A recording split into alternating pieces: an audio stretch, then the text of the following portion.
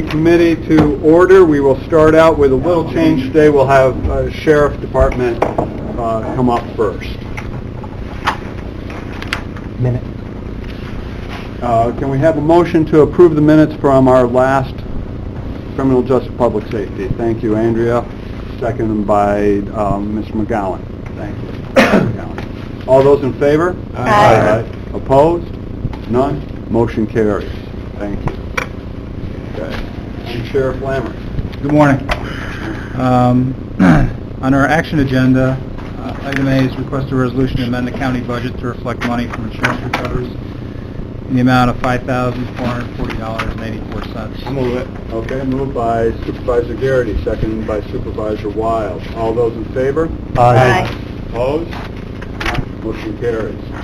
Item B is request permission for Patrol Officer Leonardo to attend Department of Justice processing May 1st and May 2nd of this year in Alexandria, Virginia.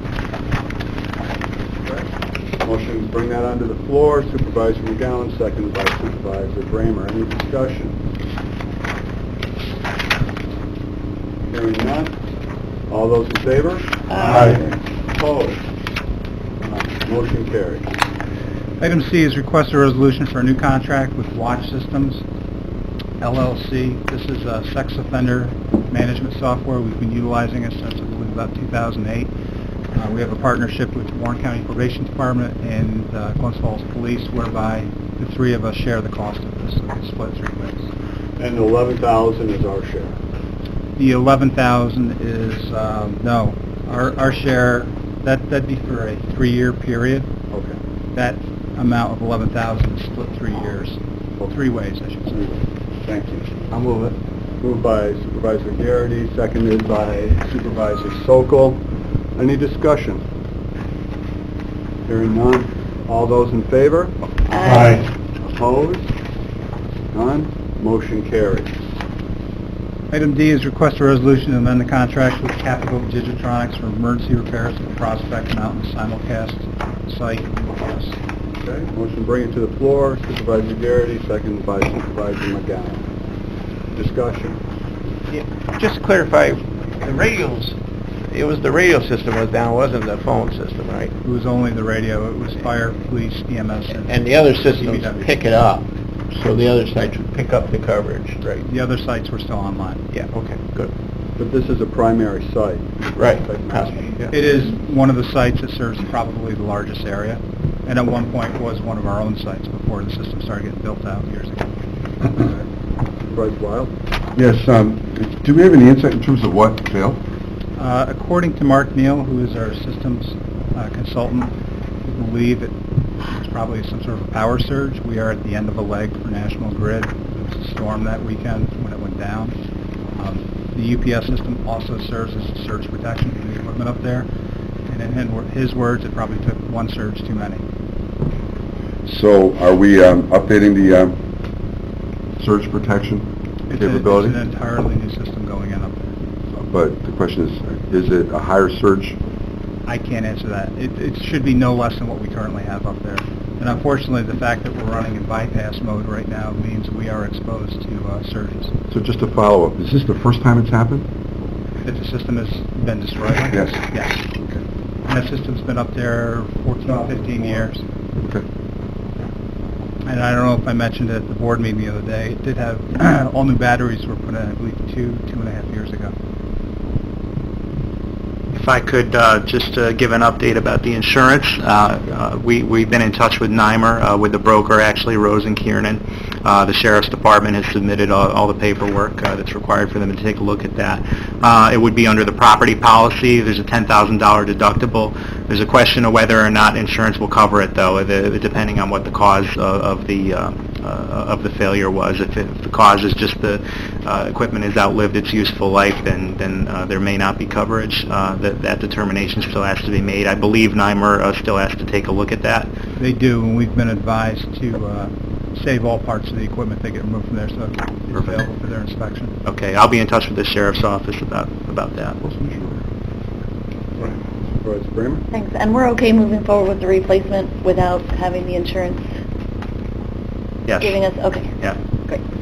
We would have to take Giving us any. contingency. Would it be more accurate to have the resolution read emergency replacement rather than repairs? I believe there's other stuff that needs to be repaired along with the replacement, so however you want to word it, I guess I would defer to you. Repairs and replacement? Replacement and repairs? Who made that motion? It's, request for extended, on the resolution request form number 4, their purpose of contract change, amend existing contract in order to make emergency repairs. Is that fine? I just wanted it for clarity. I don't know if it would be...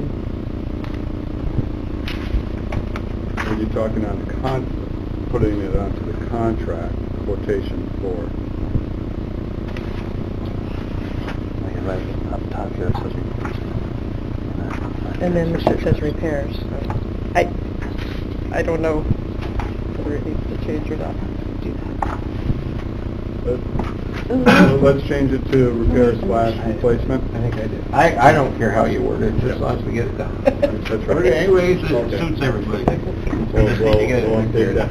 Will there also be a surge protection, because a UPS can serve as both, but sometimes there's also surge protection on that. Have you looked into that, or Brian, do you know? I can give you a little insight on that. Okay. Because we had this problem at a company that I take care of. It's a surge protection. Actually, it's a conditioner along with those batteries and that. The power goes in, and it actually, everything goes through that UPS server. That's why when you hit on bypass, it takes out that part of the conditioner. But actually, the power is generated by the batteries, and the power, that comes into the unit, usually like 100 amp service, all right?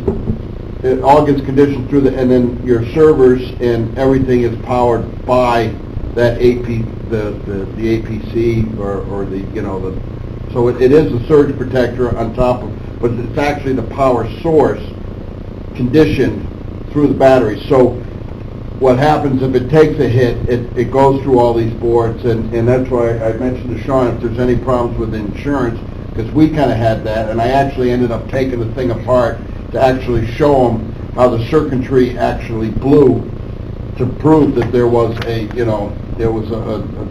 natural cause and not a bad battery or blah, blah, blah, so. Okay. But that's what the whole purpose of that is and why they're so expensive. Thank you.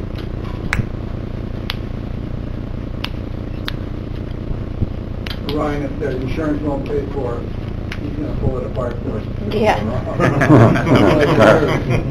Okay, you're on. Supervisor Wild. Thank you, Mr. Chairman. Is there a chance we can get an exterior or external surge protector also? That's something we could certainly look at doing. What if we could just do that for all our sites, just to have an additional one, just to kind of serve as that? No, it's a very good question. I don't know what that would cost, but we can certainly look at that at the same time.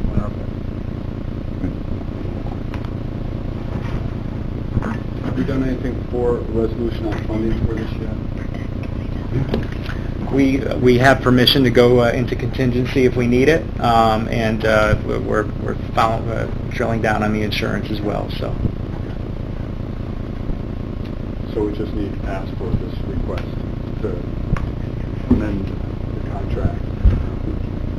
What's that? we need a funding resolution. To say where the funding's coming from as well. I didn't hear. We do need a resolution for the funding, so do we want to authorize contingency for now? And if we need to revise that going forward, we can do that. Go for it. Be referred to finance. Getting it Okay. fixed. And hopefully we'll know a little bit better by the 3rd. I think Finance Committee is the 3rd. I think Warrensburg really relies on it. Huh? So are we... It really relies on it. We have our own tower now. Okay. Yes, Marty. Who moved that? But no, I agree, get it. I'm with Kevin, let's get it fixed. Now, let's get it fixed and we can figure, I'll amend my resolution Okay. anyway you want to write it. And Supervisor McGowan, you'll second that? I'll second that. Okay, good. Call the question then. All those in favor? Aye. Now, one other thing. Oh, go ahead, finish your... Opposed? None. Go ahead. Is this something we could take back to National Grid and see if they had an issue with their system to potentially pay for it? No? It's not something... No, well, no, that's what we did, is we went back to make sure that, because we had to fight the insurance company, and finally an insurance company agreed to pay, less our deductible. I didn't know that National Grid had a hand in this. No, we just, but it was a storm system, and obviously, there was, and at the end of the line, I'm sure there was a couple power surges that would have hit it, so. Okay. Does our insurance call out force majeure? I'm sorry. what Force was that? majeure, does I'm- it call that out in the insurance policy? I'm not sure, I would have to look. Sean, topic for discussion? We currently have 3 vacancies for correction officers. One is due to a promotion and 2 are due to resignations. You have a list you work off of for filling those? We do. We have a civil service list that we're working off. The exam was offered, I'd say 3 months ago, 2 months ago. So we're waiting for that list to come out. Great. Good. Is there another topic for discussion? The Spca contract. This was traditionally $100,000 a year, $25,000 per quarter. The board renewed this contract, I believe, in January for 2 quarters, $25,000 not to exceed in each quarter.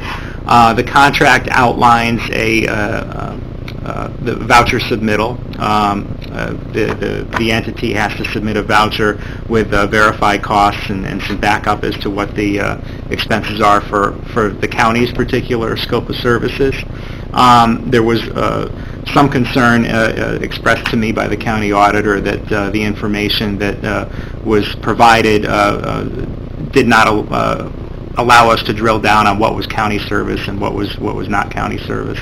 The SCCA has a number of contracts with towns, for instance. So the sheriff has graciously lent his assistance to this process in working diligently with SPCA to report the call logs a little differently. We're expecting to sit down with the auditor as soon as we can and look at the revised submission.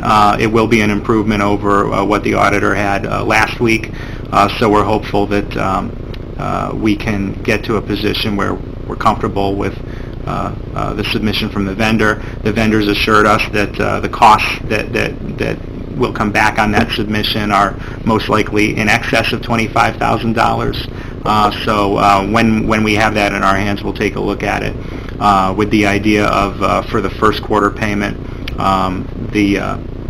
the information will be an improvement over last time, and we'll continue to try to improve this going forward. So we appreciate the work that the contractor and the sheriff's office has put into this. Carla, our auditor? I have not seen the submission yet. Just so the committee knows, the call log that the auditor received was about 71 pages. A lot of information in those 71 pages. The new submission is going to winnow those down, identify which of those calls is the county scope of services. There's going to be, where possible, an indication of how much time each of these calls took, and also a column that will indicate a cost associated with that time. Yeah, and there'll be no question, because all the calls that they're going to get is just CAT calls, and that's under the county, so Correct. there'll be no crossover. Correct. Stay away from the other ones that could be both. This is certainly not expensive involved in just CATs and the Very good. and the animal abuse cases. One of the issues that we've uncovered in looking at this is that when cases, so the SPCA goes on a call, to the extent that it turns into a criminal case, it's more difficult for their software to track the amount of time spent on the referral. So this is going to have to be something that going forward we grapple with and come up with how we're going to account for that, so that there can be better reporting going forward. And to bring the committee up, since we have 4 new members on this committee, the SPCA has been under contract with the county to provide certain services, and it's increased from $8,000 to $20,000 to $80,000 to $100,000, and the last budget request was for $120,000. And the way that the contract is written, it's problematic, and it's not really clear on SPCA's. Is this essentially a donation to the SPCA to help them run, or is it a fee for service? So those are all things that have added to the confusion on this. And as it is now, the way that it's written and before the SPCA has only submitted call logs. It's been brought up to the attention that this was not sufficient, but they had it changed. I'm glad to see that they are pulling it in, tightening it up here on reporting. And thank you for catching that, Carla, auditors, because it is important for us as a county to be compliant vendors and the contractor.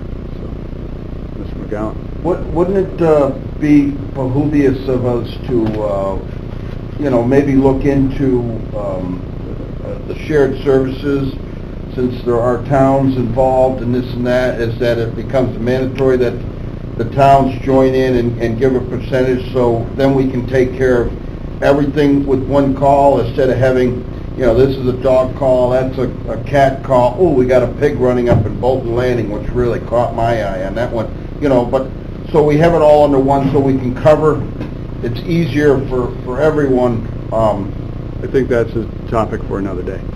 Okay. Yeah. So, yes, Supervisor Brame. I want to, since Supervisor Beatty is not here, he has been looking at this with Julie Butler. I don't think that any major progress was made there, because it looks like it's going to be really difficult to make it, county-wide, and then all the municipalities join in, because each municipality has different animal control officers, some of whom are Warren County SPCA, but some of them aren't. But I just want to follow up on the documentation too. Is the SPCA, are they able to provide us receipts for the vet bills as well? Yeah, they would get that. Okay, so that'll be... Whatever vet bills they have, however much they are, that should be easy. That's what you want to see.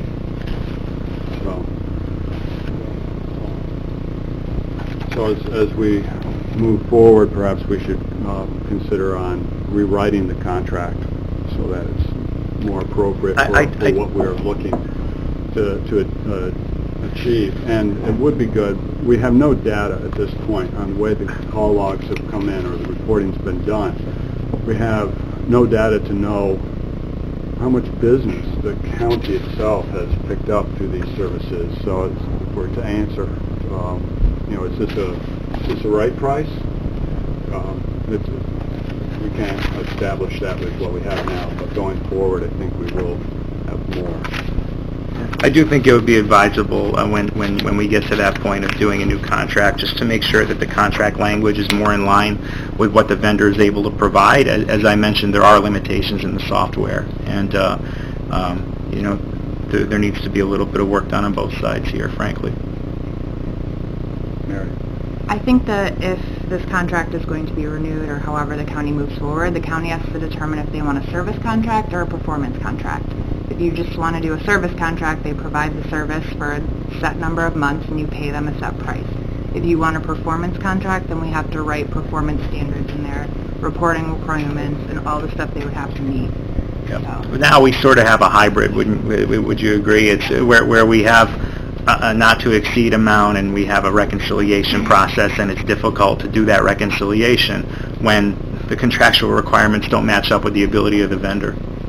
Sure. And we spoke about this a couple of months ago, and I think there was some people from the board that agreed with what I said. If you're going to do this, whoever you do it with, it should be a service contract.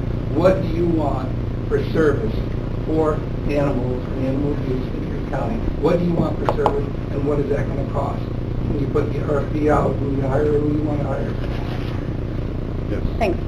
That's what the sheriff just said, is we do not have a new contract. We extended the old one because the contract is over our policy limit of going out for an RFP, which we never did.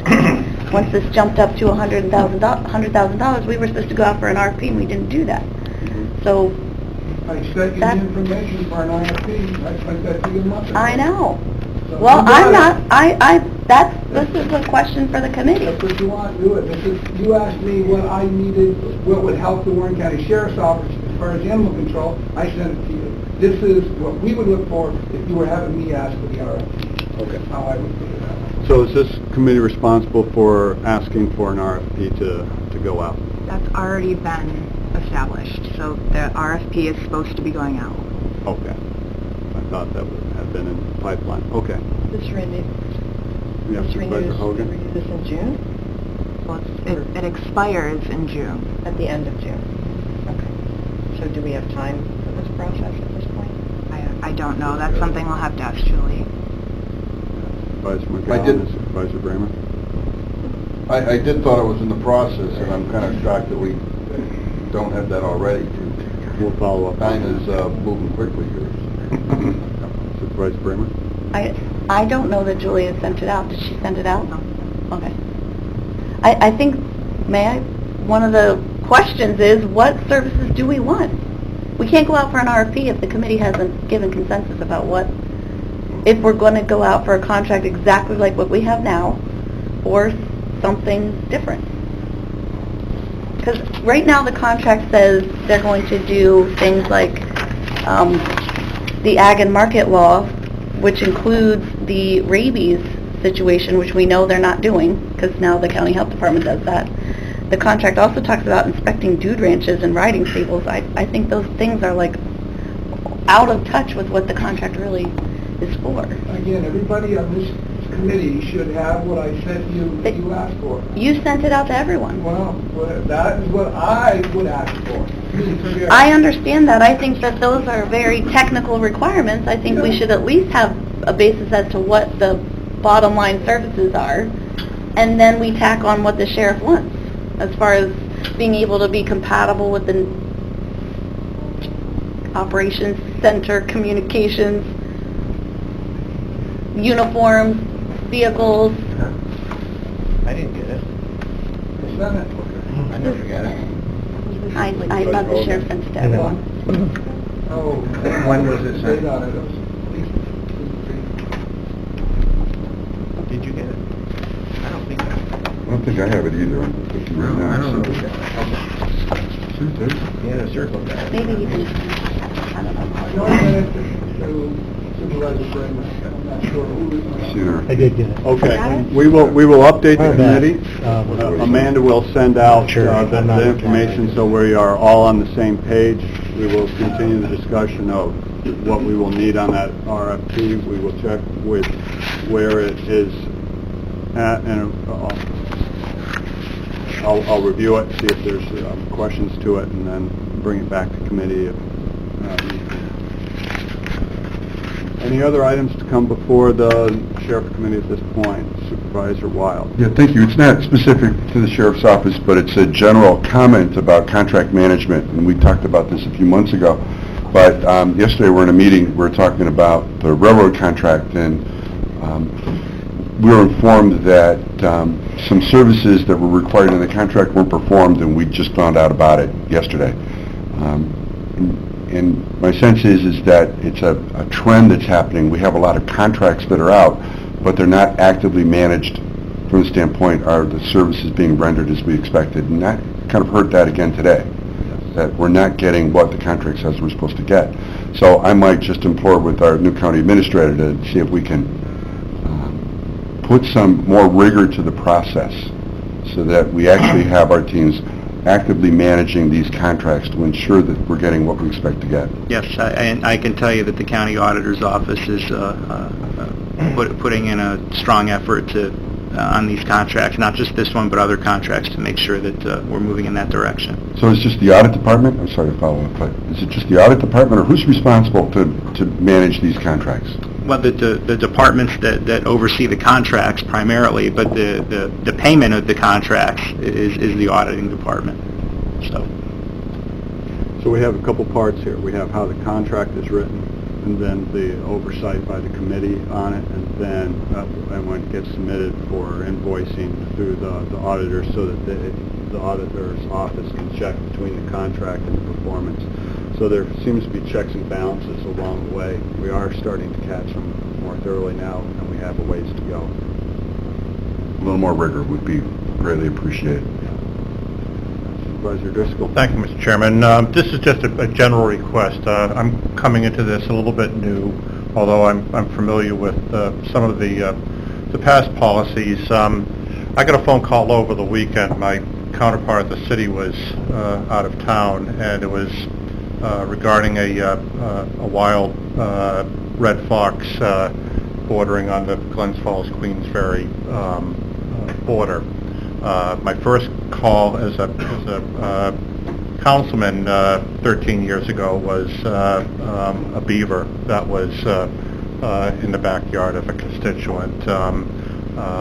I suggested that the constituent this past weekend called DEC, but I'd like maybe some information either from the administrator's office or the county attorney's office on protocols as far as Who to go to? yeah, who to go to in certain types of situations. I mean, we talk a lot about dogs and cats, but there's other animals, some of them wild out there, and I'd kind of like to get that information at the convenience of whoever is best able to provide that.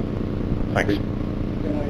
Yes, My Sheriff. comment, just from what I've learned, Ben, anything dealing with wild animals, I know that the SPCA in their contract with the county, they're covered, so they should be called for any of the wild Okay. animals.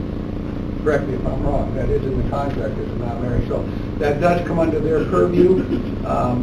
And I know in dealing with DEC will not come out for anything. They defer to Jim Fitzgerald. Okay. He's the wildlife expert. Okay. They use him continuously. So that is part of our contract. So if you have a wild animal, whether it's in the city or anywhere in the county, they're to be called. They should handle it. That is the second part of their scope for services. It includes destroying or disposing of injured or distressed wildlife. Okay, thanks. Sure. Okay. We'll close the discussion on this. The Sheriff, is there anything more? No, just in response to Supervisor Driscoll's comment there, if you're concerned who you should call, you shouldn't really be that concerned. Just call the communications center. The people that work in that center know who to contact. You personally shouldn't have to memorize, which agency and which phone number do I call. Okay, appreciate it. Thanks. Thank you. All right. Got no other business to come before the Sheriff's Committee at this point. We'll close Sheriff Committee, and we will move on to Public Defender. Thank you, Sheriff. Thank you, Under Sheriff.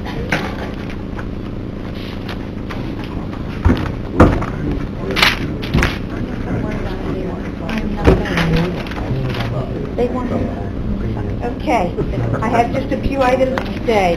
The first one is request to renew our case tracking system. It's PDCMS. We have money in our budget for it. Nothing's changed in it. It's just for the next year, and we use it every day.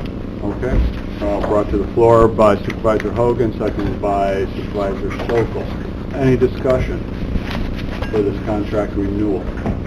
Hearing none, call the question. All those in favor? Aye. Opposed? None. Motion carries. Next. Next one is request to extend contract distribution number 2. It's called C000252 through the end of November 30th of this year. This one deals with after-hour arraignments, and so we would like to pay the staff who participates in after-hour arraignments. We can't do it unless Oils approves it, and so we need a contract extension for them to approve it. Okay. And this is an extension for... Contract distribution 2, C000252 through the end of November 30th, 2018. Good. Moved by Supervisor Simpson, seconded by Supervisor McGowan. Any discussion on this contract extension? Hearing none, call the question. All those in favor? Aye. Opposed? None. Motion carries. Number 3 and number 4 go hand in hand. Number 3 is a request to extend distribution number 4, which is contract C000552 through the end of March 31st, 2019. This contract deals with retention and salary for the attorneys. And if I can just talk about the next one so I can put them together, and then I know you have to vote on them separately. Number 4 is a request to modify this distribution. The reason I made a request to modify it is when the contract came into existence, there was only 5 assistants. Now there are 7. I feel that everyone who is working here should get some of that money. And that's the reason to modify it, so that everybody gets some. So that is my 2 requests for number 3 and number 4 on my agenda. Okay, put on the floor, both by Supervisor Sokol and seconded by Supervisor Garrity. Any discussion on those? Chairman? Yes, we're not changing the salary. No. You're changing how the salary is paid. No, it is stipend. It is a stipend. It is a stipend. So it's no change in salary, but within the stipend, we have to have the fringes, so that's why the fringes included, so that we make sure we're doing everything properly. That last page? Just, I don't necessarily have specific objection at this time. I just wonder, we get a lot of different state and federal grants and things that come through here that people administer, and we don't always apply stipend. In other words, their salary is set, their duties are set within a certain parameter. I'm a little concerned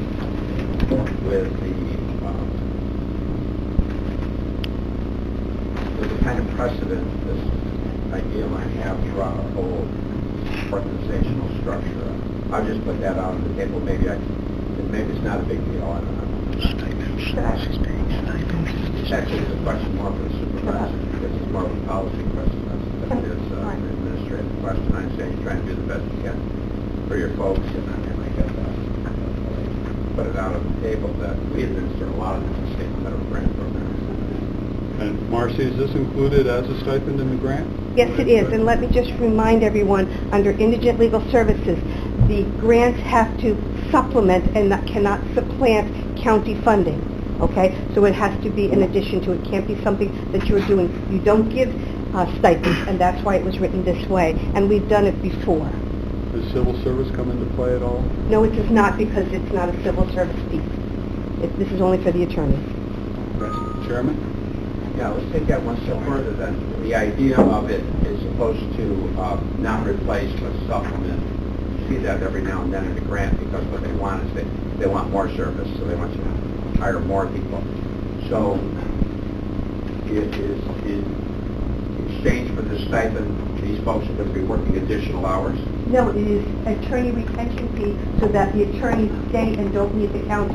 The problem that I have, which I've brought up many times before, is that Washington County is under the grant for Pearl Herring, the lawsuit, and their salaries are $13,000 more per attorney than what my attorneys get.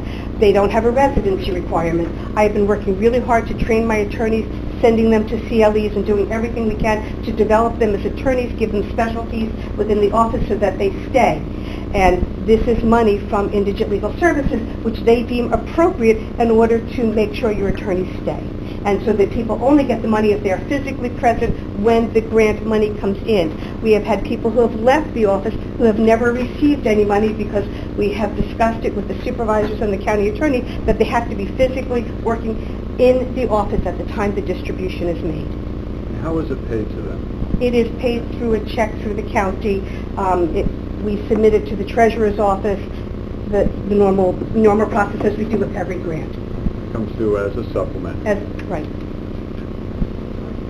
And on the pay sheet, or it shows up as an oils grant. To factor into their pension? I think so, because it goes, fringe is included, so yes, the answer would be yes.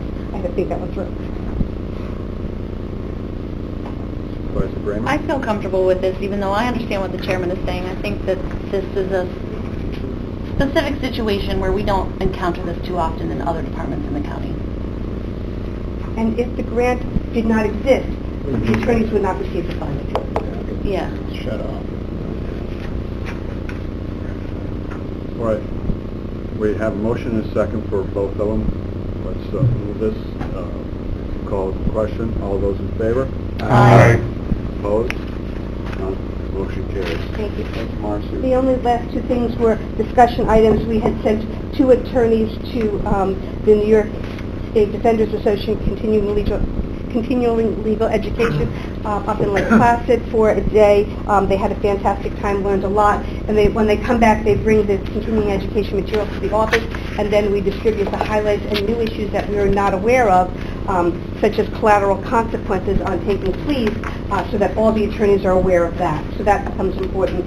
And the number two is I had sent two other attorneys to a family court one. That was on Friday and Saturday, and we appreciate it. It's all being paid by the Indigent Legal Services grant, so there is no money being expended by the county for any of the continuing legal education. Okay, thank you, Marcy, and thank you for pursuing those grants. Keep them up. Thank you very much. We'll close that and move on to Office of Emergency Services, Director LaFleur. Thank you, Chairman. I want to start out, before I get to my own agenda, just to clear one thing up. We were talking about the UPSs and the surge suppression and all that. I put that system in 2004. We have those systems in all of our sites. This site here, the system was actually 25 years old. We replaced that in the last 4 months. And the important thing to remember with these devices are, they are designed to filter, they are designed to be a surge suppression, and designed to be backup power. They are inherently a suicide device. They are a device that the surge they cannot handle, they will fail, and they will disconnect our equipment so that our $1 million worth of equipment sitting in the room doesn't get damaged. So, should the surge be bad enough, which apparently in this case it was, with trees coming down across the power lines and shorting them together, that's the scenario we run into. So it doesn't happen very often. Like I say, the units from 2004, it has certainly given us the service that we asked for. All of our other sites have them, and they're slowly but surely replacing them. But it did what it was supposed to do.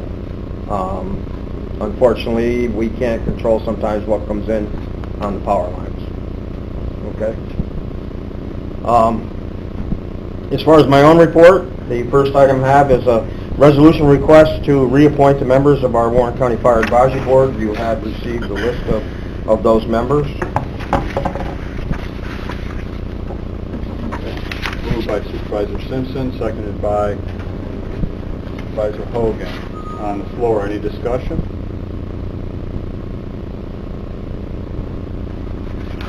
Hearing none, we'll call the question. All those in favor of the appointment? Aye. Opposed? None. Motion carries.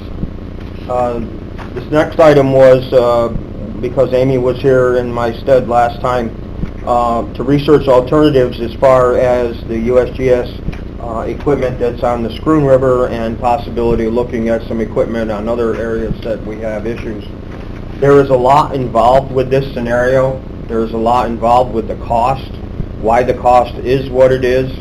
Unfortunately, these gauges tend to be in locations where there is no phone line, there is no good way to make the connection so that these alerts can go out. The particular case, the one on the Scroon River, is done by satellite. The fees involved in satellite connection from there, there's quite a bit involved as far as that. And we will continue, as we were requested, to look at other alternatives, but we looked at all our alternatives when they came to us and said they weren't going to fund this particular gauge anymore. And we did look at that and to see what would it cost us to run that particular site and to pay for the communications connection, and we weren't going to do it any cheaper. And this also includes, they come and service it as well. So we'll continue to look at that, but I think right now it's worth the money, and I know you guys have approved that, but I appreciate that. I just wanted to give a little more explanation on that. Yeah. Basically, the Scroon River is the east branch of the Hudson River, and its watershed is a very large watershed that goes from the high peaks all the way down through. So it's surprising that the USGS does not deem that the gauge on the Scroon River before it hits Warrensburg is not important. It's, we found as this was occurring this was occurring across the country. They're throttling back, they're trying to save money. So they were looking at gauges that they did not feel were as important as others. They were prioritizing them. Unfortunately, this is one that they decided they weren't going to fund anymore. Okay? Any questions on the gauge? Like I say, we will be coming back to you with additional information. We would like to, as we move along, if we can find a good way to do it inexpensively, there are some other sites we would like to look at, perhaps with a camera system, so that we can see the ice jams and all the other things that are happening. And if we can make those things happen without spending a large amount of money, we want to work on that. Mike? Yeah, Brian, thanks. I'm just, help me understand a little bit, if you would. The purpose of the gauge, I imagine it's for some kind of flood control. But how often has it come into play where we've needed the alerts from this specific gauge? Every spring. And then any other instances that we have, like the jams that we had recently or whatever, anything that causes a change or a rise in the river, there's a lot of different things that can cause that. Obviously, we don't have anybody standing there watching the river all the time, and it's important for us to be able to get those alerts. We're not the only ones that look at it, good or bad, we pay for it, but National Weather Service and a number of other agencies all utilize this data. It's part of their overall system. If you were to go on the NOAA site, the National Weather Service site, you'll see that gauge, and you can read it and see what's there. But good or bad, Warren County is paying for it as compared to the feds.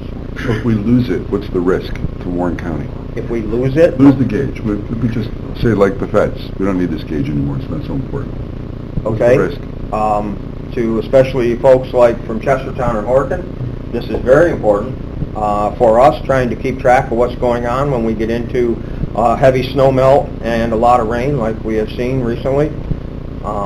We need to know what the status is of that. Otherwise, you're talking about having somebody drive there and see what it is. They could come and drive and look at it today at noon, and by 6 o'clock tomorrow morning it could be substantially different. That's why we like to have access to that gauge so we can see what's going on. The USGS, who monitors it through their satellite system, that also we have parameters set in there so we know if we're at below flood stage, pre-flood stage, flood stage. We get text alerts and emails every time anytime that status changes, we get a notification of that. Hopefully that gives us a heads up. When it gets to pre-flood, we're starting to put that on our radar. We want to see what's going on, and at that point we may have someone stand by and take a look at it, or ask Matt's, DPW to check it every couple hours, or whatever the scenario is. That's what we have to do. The DOT for the state does the same thing on the ones they're responsible for. When it gets to pre-flood, they're going to park somebody there 24/7. I raised questions about the fees and I've never questioned the need for the monitoring. It really is important. It's critical to not just public safety, but even personal property. Schroon Lake is basically really a river in a sense, because there's a dam and there's a river, and it's massive flooding at time, a lot of property loss, erosion. We've got serious problems out there. We've got a new dam, and there's numerous people that think that we need to construct a new dam because our weather patterns have changed.